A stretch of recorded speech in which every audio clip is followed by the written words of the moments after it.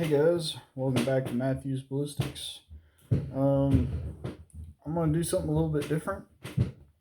I am going into loading some more 6.5 Creedmoor, but instead of using the Barnes match burners, I've decided to switch to Hornady 140 grain ELD-M or ELD match. And the reasons why is because the match burners were very difficult to load. The 145 grain ones were, anyways. And the reason why they were difficult to load is because they had a pretty inconsistent ballistic coefficient. The ogives were different on them from bullet to bullet, and so seating them in the die affected their seating depth significantly from bullet to bullet. And so it was really hard to get everything as consistent as possible. I had, the rounds were as much as, I want to say, about 8 thousandths difference in seating depth, which is a lot. And I want to get away from that. And that was one of the things I was reading about those bullets. Yes, they have a very high ballistic coefficient, very sleek, very fantastic bullet for reaching way out there, but the inconsistency in their ballistic coefficient was, I think, as much as like 3 or 4% difference from bullet to bullet. So that is going to affect your impacts on target downrange. So if you're trying to get really, really consistent hits and really, really consistent, accuracy, you're not going to be able to get that from those bullets. From what I understand, their 140 grain ones are much more consistent and a much better bullet. Aside from that, I would love to get my hands on some Burger bullets, and if any of you guys got a link to where I can find some good Burger open tip match bullets, I'm all ears. I've been looking everywhere and I cannot find anywhere that has them in stock in any weight. I'm mainly looking for anything between 130 140 grains. On the other hand, for the 6.5 AR, which I'm also loading these for, but for the 6.5 AR, I have determined that the best weight bullet, I think, is going to be a lighter bullet because it's in a shorter barrel and I want to be able to keep the velocity up. So I think to take advantage of that, I need to go to a lighter bullet for it primarily, and I'm thinking somewhere in the 90 to 100 grain range, or maybe even 110 grains is going to be the optimal area. Something that I can keep to about 3,000 feet per second in a 16-inch barrel, which is what I saw with the 95 grain varmint bullets that Hornady makes, the 95 grain VMAX. Those rounds, the store-bought ones anyways, chronographed right at 3,000 feet per second. Some a little bit higher, some just a little bit lower, but I mean, just three grand was what they were doing. And I really thought that was awesome that they were doing that out of a 16-inch AR, even being gas operated, and and having a short barrel and everything. So it was really at a disadvantage, and still was breaking 3,000 feet per second with a 95 grain bullet. I mean, that's like twice the power. It's like taking a 55 grain 223 round that's running 3,000 feet per second and then doubling the weight of that bullet. If you can imagine the extra performance you can get from that, the extra amount of kinetic energy from that is substantial. So I kind of think that would be cool to run and keep running at about a 3,000 foot per second bullet from the 16-inch AR. With the 145 grain match burners, using the IMR 4166, which is not an optimal powder for that weight bullet by any means.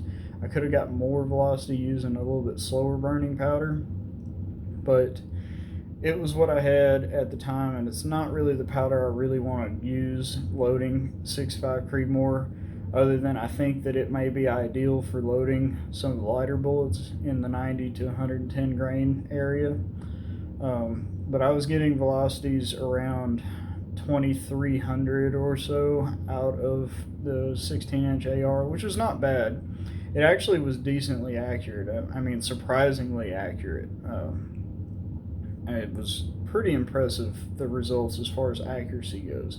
And the extreme spread and standard deviation both weren't terrible. I've seen much worse with just factory ammunition that was supposed to be, loaded to a good spec, even stuff that, claims that it's match grade.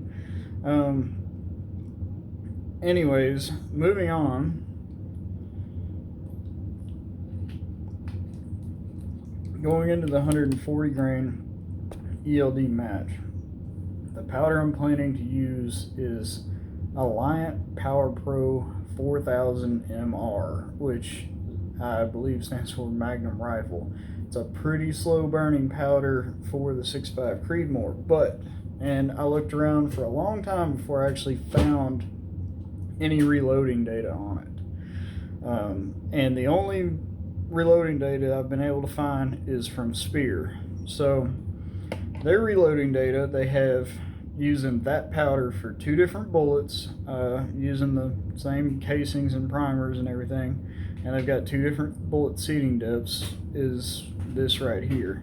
Okay, they've got a 100, and I picked it for the 140 grain bullet. So they've got 2 different 140 grain bullets that they tested with this powder, and so I'm kind of basing my my strategy here is to use their information, their published load data, to come up with a starting load for the 140 grain ELD match, and then work up with it and try to get an optimal velocity. And I'm hoping for about 2850, 2900 out of the Ruger American Predator, and out of the AR-10 I'm hoping to get them to about 2700 feet per second, somewhere in there.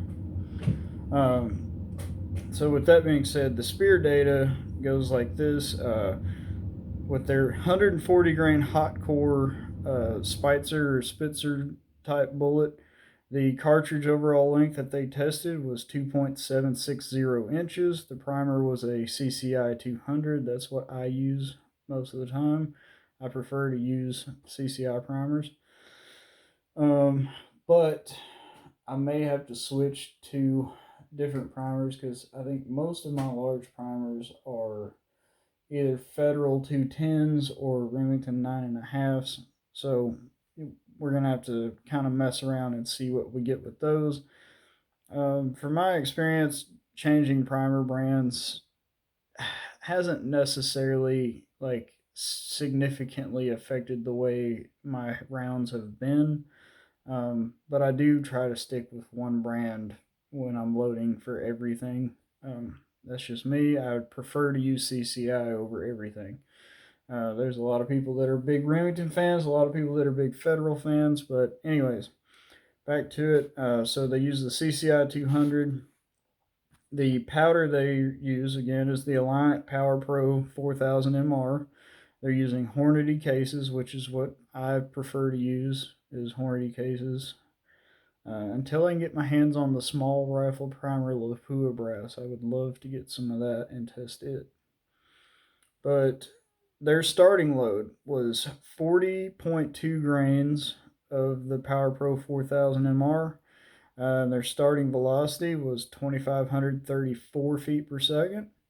It's pretty respectable. I believe their test barrel is 24 inches. Anyways, the maximum load that they got to was 44.6 grains at 2,771 feet per second. So that's pretty good. And they also noted on that one that it was not a compressed load. Now, their bullet OAL for that bullet is 1.20 inches, or 200 inches. That's how long the bullet is. The Hornady bullets, the ELD match, they are advertised at 1.374.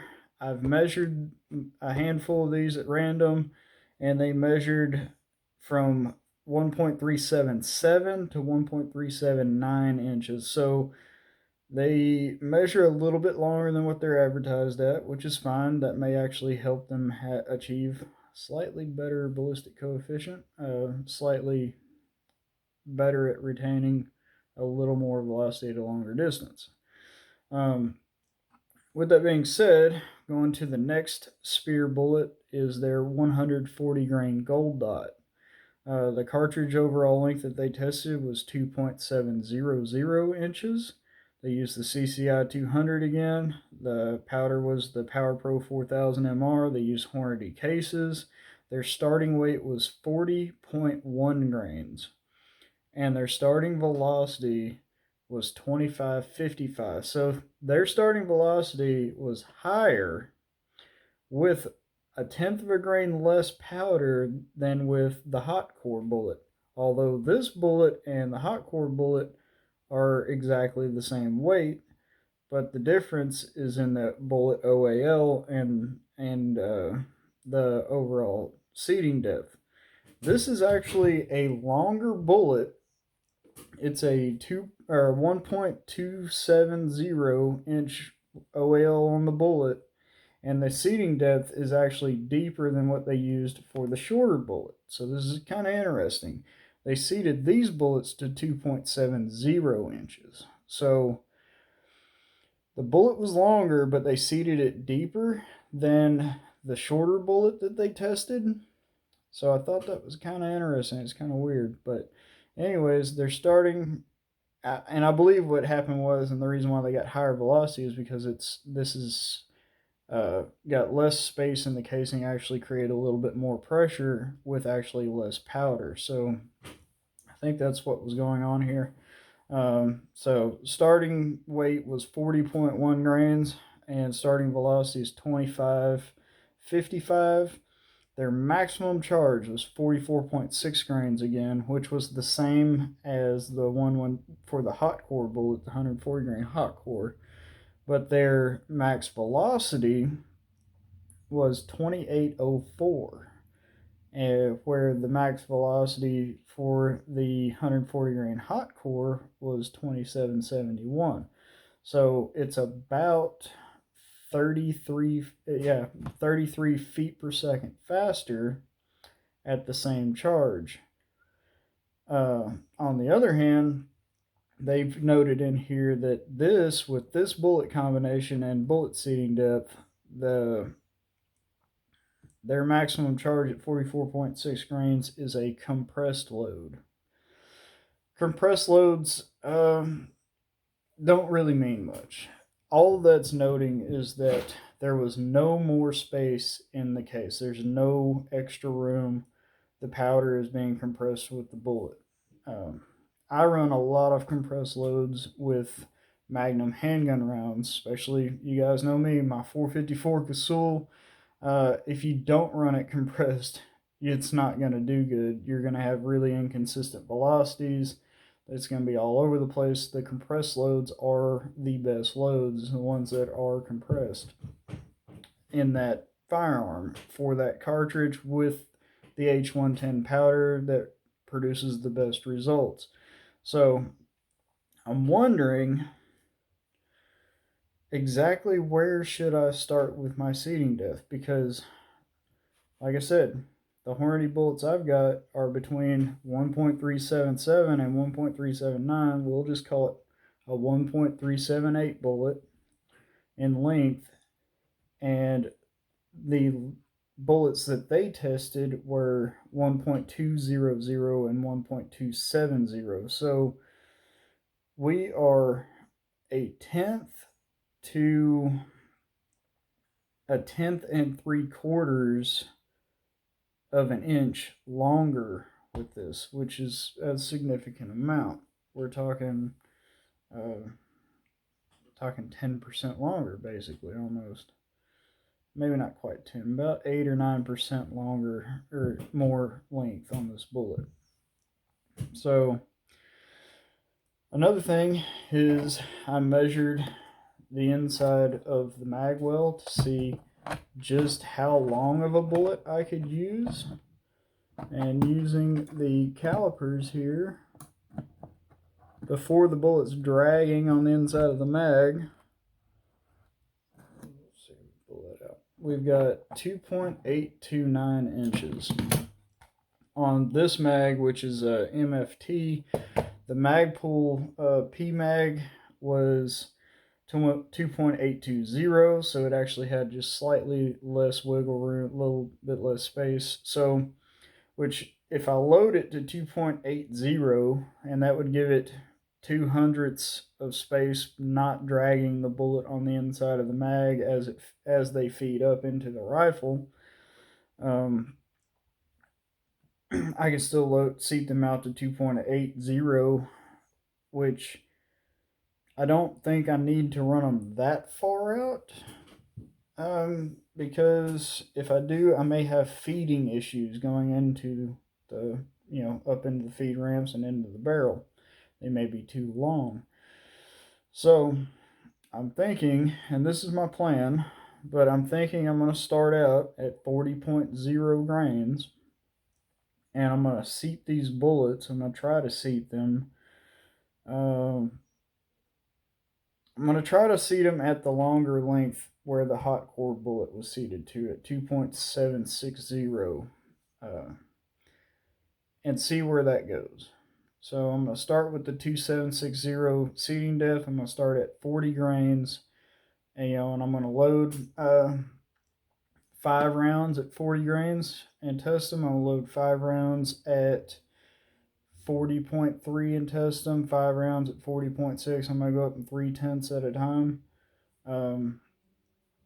and just keep loading them up until I start seeing signs of pressure, or until I reach the velocity I'm looking for, which is out of the 16-inch barrel. I'm hoping for about, I would like to see 2,600, but I might not ever get there. I might be in the 2,500 range, which will be okay. Now, out of the 22-inch barrel on my Ruger American Predator, I would really like to break 2,900 in that rifle. So, well, I don't know. We'll see what happens. Like I said, the primers, I don't have any CCI large rifle primers at the moment, so I'm probably going to use Federal 210 primers. So I'm going to do the 210s. I also have some large Magnum primers, and I may load a couple rounds at each powder charge with the Magnums and see if we can tell the difference there. And I think that would be a couple.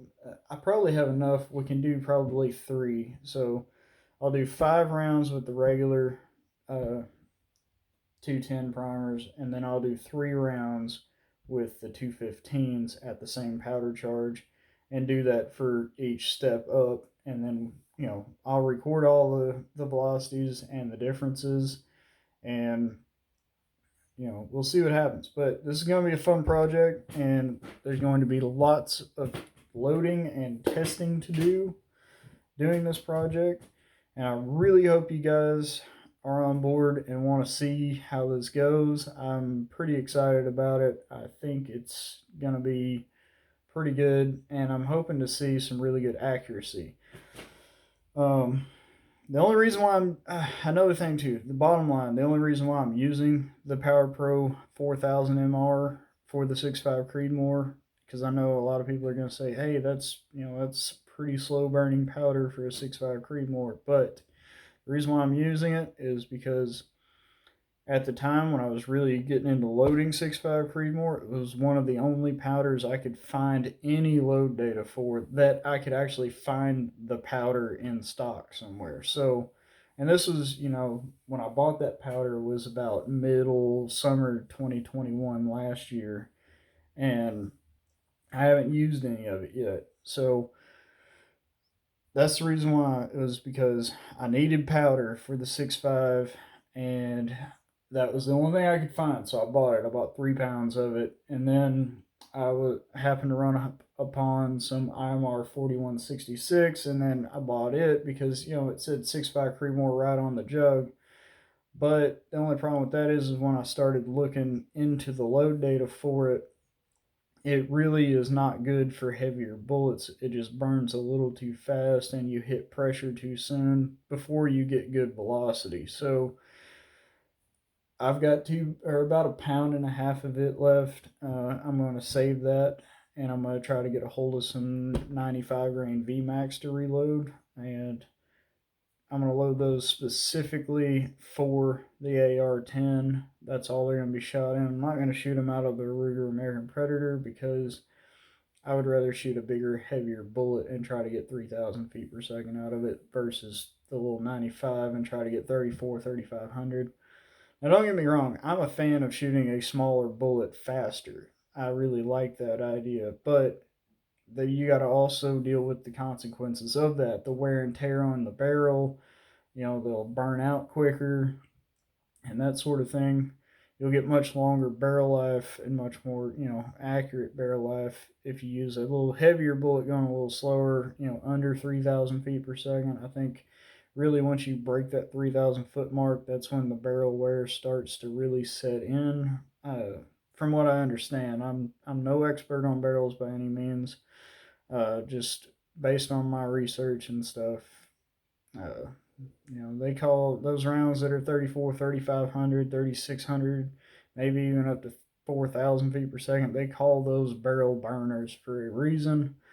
And I guess it's because they heat the rifling up so bad and cause so much wear and tear and stress on the rifling going that fast down the barrel. But, anyways, I'm going to get off of here and kind of, you know, write out my plan for this loading data, and hopefully this weekend I'll actually start testing some of those. I'm gonna, load up a few and then we'll test a few and then we'll see how it goes from there. This is probably going to be a multi-part deal. There are going to be multiple videos on this and multiple updates on where I'm at with the loading and the results I'm getting, because I don't want to do like load all of it up and then go test all of it and then just have tons and tons of data to feed you guys, because I know keeping up with it can be difficult, can be overwhelming. uh, I find it overwhelming sometimes just looking at load data for different bullets and then trying to find the right bullet that I want to use. And so I just decided to go say, screw it, I'm going 140 grain ELD-M match. That's what I want. The 120s do great, the 130s do great, the 140s I've shot, they do great, all the store-bought stuff. So I'm going to go with the 140s, try to push them a little hotter than the store-bought stuff, and try to get the velocities a little more consistent than the store-bought stuff, and see how that goes. So hope you guys enjoyed this. If you got any questions or comments or anything you would like to add, or if you'd like to see more of this kind of content, please like, share, and subscribe, and hit the notification bell. I know some of you guys, I've got several subscribers, and y'all occasionally comment and discuss things on my channel with me, and I really look forward to that. I really look forward to when you guys comment or have thoughts or want to share an idea, and I really love having those conversations. It helps me out, it helps me learn things, and I love helping you guys learn things. So that's what I'm here for. That's what this channel is here for. I'm not here to be goofy and shoot stuff for fun. Of course I'm having fun doing it, but I'm more of the analytical scientific type of mind, and I like the science behind everything more than I like the result of seeing what's going on. I like to know why the bullets are doing what they're doing when they're hitting certain targets. I don't like to just see the effects. I like to know why, what the reasoning is, and try to explain what's going on. Anyways, please, get in there, get in that comment section, and let me know what you think. And if you want to support this channel, you can donate to my PayPal account. I will accept donations. I am not selling anything currently, but I am thinking about, and I've been, rolling around this idea for a while of potentially, you know, due to that, I don't have an FFL as of right now, so I'm not actually, you know, reloading or selling any ammunition by that means. But I'm thinking about actually selling like range brass, because I go to my gun range every weekend and there's tons of brass everywhere. It's like even in today's times, people are still throwing away brass. So I think that I am going to start spending every time I go to the range, probably spending an hour or maybe a little longer, and just pick up range brass for an hour, just clean up and try to, you know, which will help the range out. And then I will either offer just to sell dirty range brass and I'll ship it wherever it needs to be shipped, or I will be offering to do full processing like cleaning, resizing, depriming, you know, full on processing of the brass and selling it that way. And if you guys would be interested in that, let me know in the comments below. I've kind of drug this out a little longer than it needed to be, and I apologize for that, but I'm here for you guys, and I love to hear what you have to say. So, with all that being said, we'll see you next time in the next video. Thanks for watching.